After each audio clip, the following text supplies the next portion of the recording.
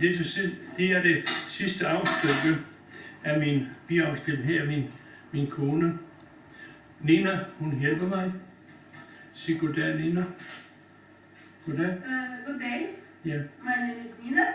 I wife very smart beekeeper, and he want to show produce company of beehive.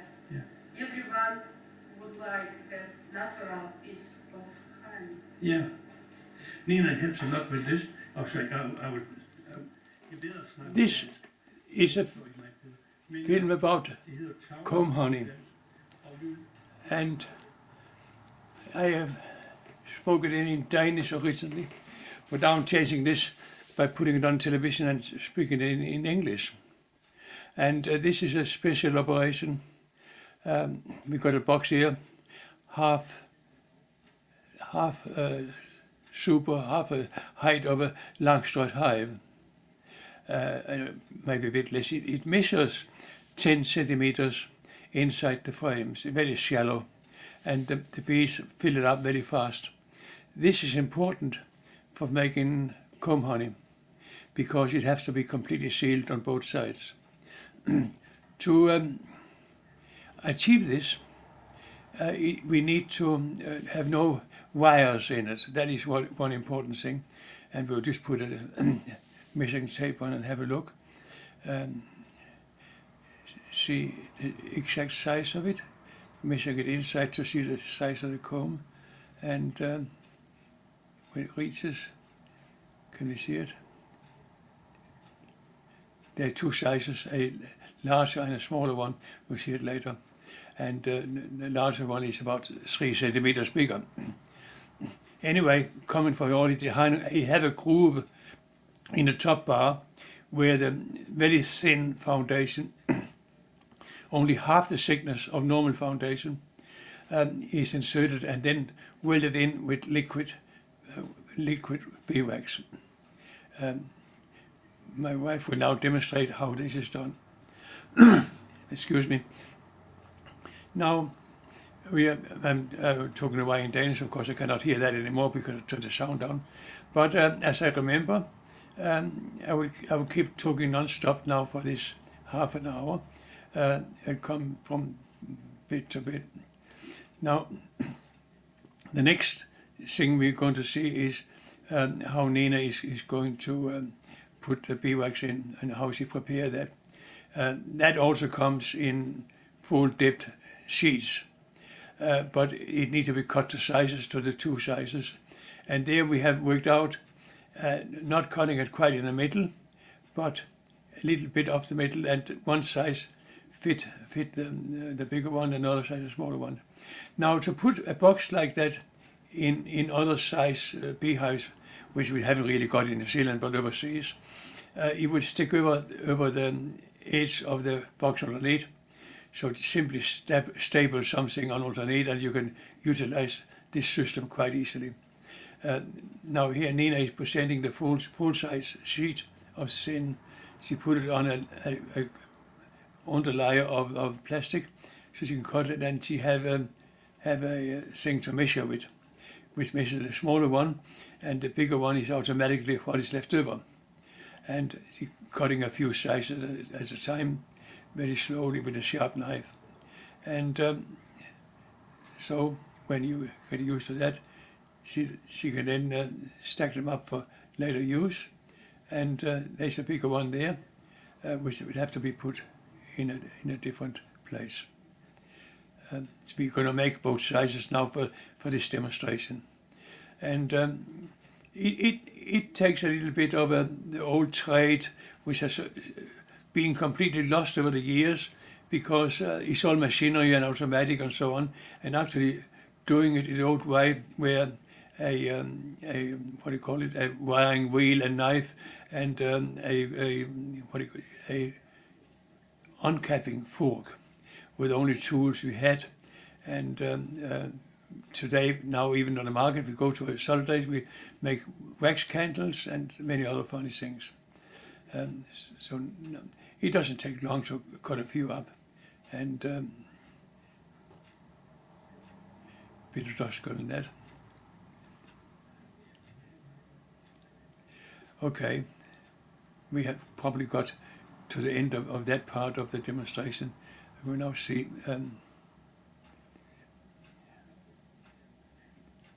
Yeah, I think she took about 5 at a time there. Anyway, and the rest goes in the other stack. Okay, so far. Now, besides it, you can just see there is a electric frying pan with a thing inside, and the wax have been melted there. And Nina using a spoon, another helpful, useful tool for beekeeping. Be careful it doesn't get too hot. And she put in half a teaspoon in one end, and it runs down to the other end by itself. But bearing in mind the wood and the wax is cold, it has actually set before and then to the other side it immediately. And that is now being welded in and will stay there. And no wiring is needed, and the bees take readily to it. We'll later see how it's done. Now, when you cannot operate this business without a queen excluder, it's absolutely necessary so the queen do not go up there and lay eggs in. There must only be the sterilized frames on new thin foundation. If there's too much beeswax in it, you chew away on that. But very thin as that, it can be used. And overseas for the export, for example, to Iraq and Iran, if they knew that we had this for sale, we simply could not keep up with the orders. But in many other countries, it's more or less been a forgotten thing. Many things have come out since then. Inventors have tried something in plastic. Many different sorts have seen them. It does not work. Bees lose contact with the whole colony, which is shaped like a big ball, and have to go into small compartments, and they can struggle to keep up the temperature necessary to sweat wax out of the abdomen and then chew it into cells and build it out from the foundation. That is necessary before they can start storing honey. And so that first operation, building cells out, never happened, and therefore nothing happened. So it is important that the harvest super that sits on top of the queen excluder is just like what is below frames, wooden frames with free access between the frames, and the heat can go up there. There must be absolutely no more than half a super on top of the queen excluder. If you, just for the sake of it, just in case it should produce more, put another couple of boxes on, you can forget about it. This does not work. You can just get a lot of half finished everywhere. This here is something we talk about a week after you put it on.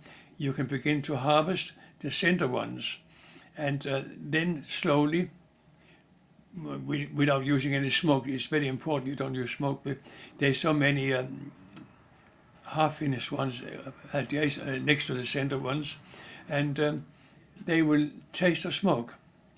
And quite apart from if it's a good spring honey flow, you drive the bees down to the queen excluder, and the whole hive is filled with smoke smell, and it takes a whole day for the hive to get going again. So don't use smoke.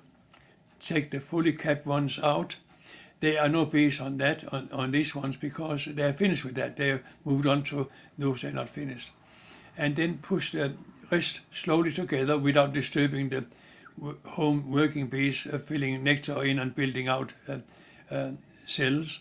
And put new ones on the outside, empty ones you have with you. And then put the lid back on and go on to the next one. If you have a dozen hives in such a little apiary, maybe you can harvest a dozen or 20 frames in an hour or so and go home, and you have plenty for that weekend market, because this cuts up to many small things in plastic cases, and they sell at very high prices. So I will explain that in a moment, the economy in that. While we've been talking, Nina, I've done, I don't know, many 3 or 4 now. Is it about a minute each or something?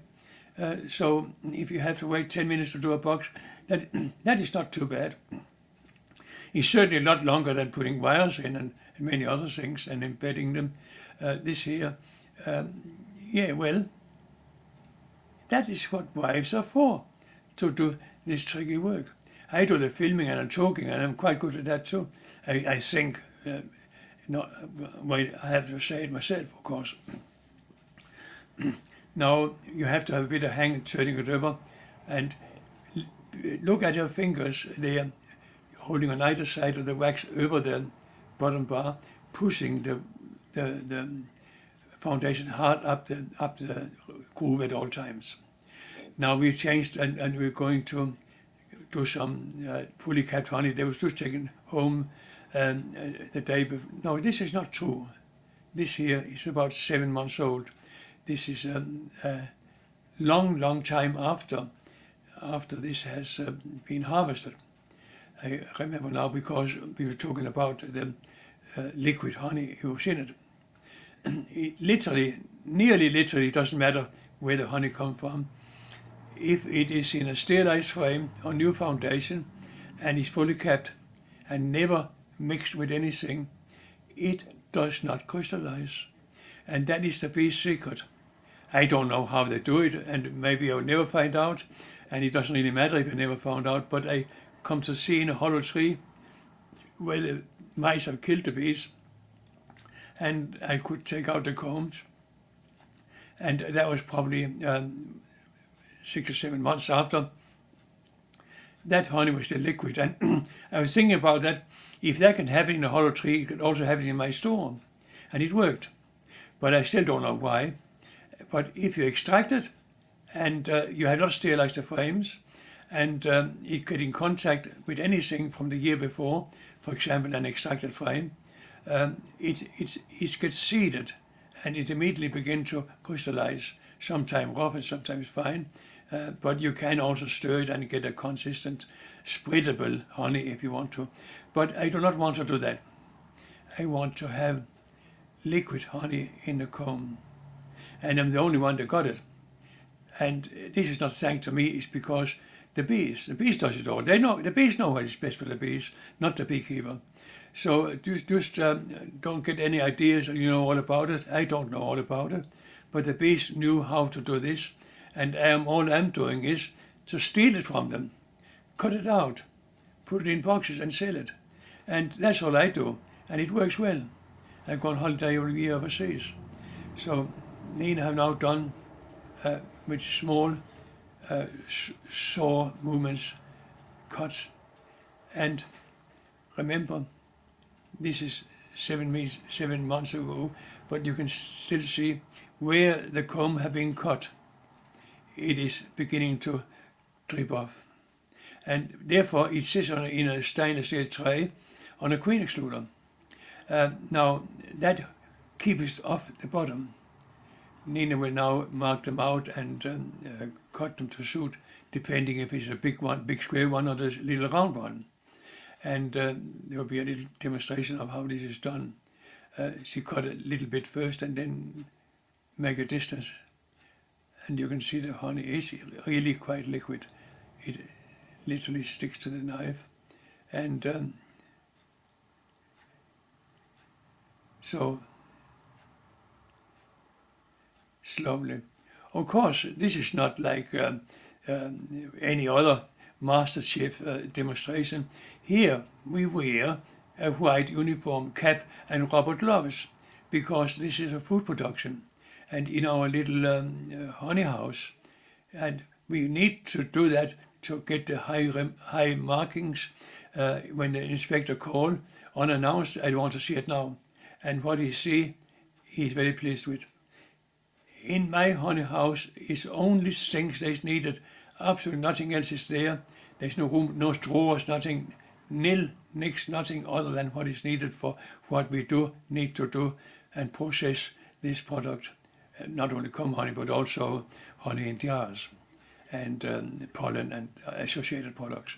But any tools that is not needed. You cannot have something in a drawer for any other needs. It must not be there.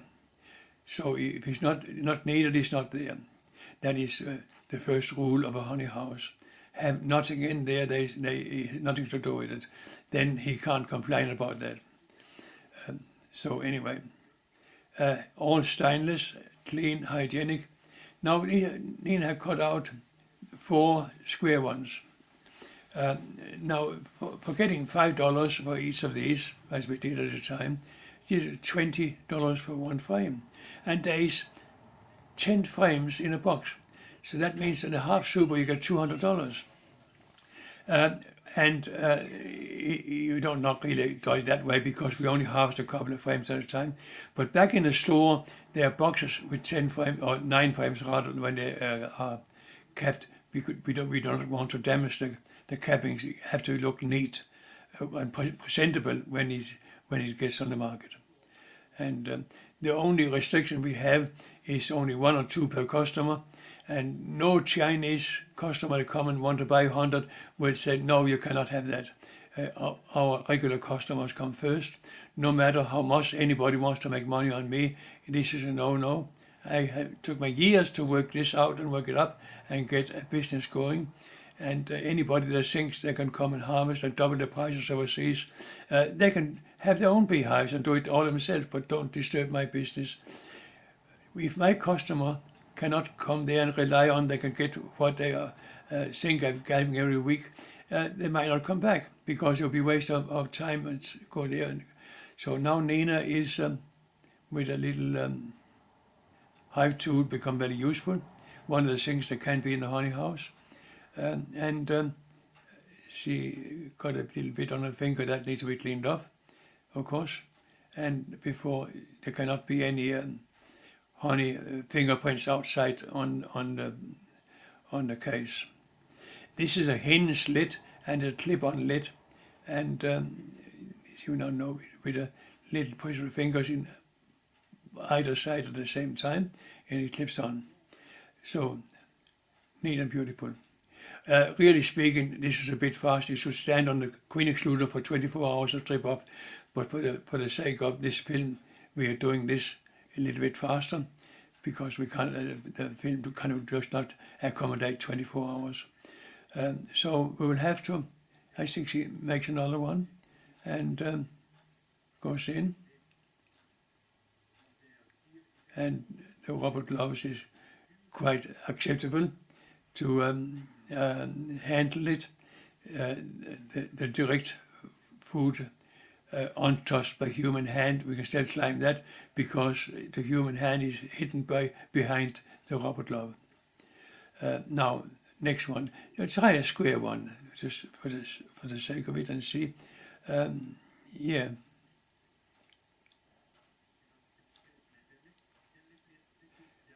I think that is what we're going to do. Yes. They are quite sturdy cases. They were designed at a time to withstand air transport to other countries, and they can be used many times over. So politely ask the customer to save the boxes from him. There are 2 sizes, as far as I know, on the market, but this size is the better one, I think, and it also sort of clips on in a way. It looks very neat. Of course, you need some labels on to say nutrients and my address and phone number and everything else. Labeling laws require that, and it must nothing must be sold where you cannot trace where it comes from. And but there are no best before date on honey. Honey, there is just best after, and that's when it goes down when you eat it, and that is no joke. In Egyptian pyramids, we found honey in stone jars sealed with wax, and after 4,000 years getting up in the daylight, the bees were straight into it. It was good as gold. Now Nina will just demonstrate a bit. this has now been stood there for 24 hours. I think that's what we did, and it has in fact dripped off, and we will now show how liquid it was after 7 months, and stood there, and everything that had been damaged, been cut by the knife, have now dripped off. And Nina will get the queen exclude outside. We're going to have it dripping on the floor in here, in the honey house. We have gone into extreme length with the stainless steel bends and rounded edges on the floor, painted floor. So now we will try to get the honey into a container. This of course can go into the extractor and be put together with what is normally extracted. And so that is how honey, they have not been touched from the bees collected it. And the funny part of it is, each week, if you take the center one, throughout the summer, will be different, because it happened to be collected from all the hives in that apiary, from what is flowering at that particular moment. So you just got to pay attention to what they are collecting from at that particular day you're harvesting. No, not really. It's not true. It is from the week before, of course, because you only go for the capped ones. But nevertheless, they are different each week and taste differently. So if you look what they're going on in the flowers when you're there, you know more or less what it will be next week if the weather keeps up. Of course, if the weather is no good, nothing is going to happen anyway. And they have decided a long time ago that it all depends on the weather. No matter how good I am, no matter how good the hives are, no matter how good the bees are, if the weather is no good, absolutely nothing is going to happen. So that is a game of beekeeping. It is not a hobby. It's not a job. It's not something you do. It is a noble craft, and don't let anybody tell you differently. And the craft is the way bees does it. Now, I think you will have to search hard to get a finished product that cannot be reproduced by man and will last forever. This must be noble, absolute noble craft. Now Nina says, no, thank you for that, Nina. You did a fantastic job. Good on you. So here is now on the market Saturday. And we just a couple of boxes with a board between and all the different things standing there. We are selling, and a couple of signs we paid at honey, and waiting for the customer to come up. And at 12 o'clock we sold everything out and go home Monday morning and start again. And that is how our little business works. We've been doing it now for I think close to 30 years. And my father was a beekeeper in Denmark. I helped him when I was 7 years old. I'm only 82 now, and I think I'm looking forward to many years yet. The thing is, whatever you do it well and never give up. So this is, I think, the end. Here, I'm holding it for your hand, but that's all we can do. I hope you enjoyed it. If you try it, you got a lot of disappointments coming, but if you do exactly as I have tried to explain and listen carefully to it, the recipe for seeing my films is switch off your cell phone, lock the door, and don't switch fast forward. You'll miss all the good bits. So there.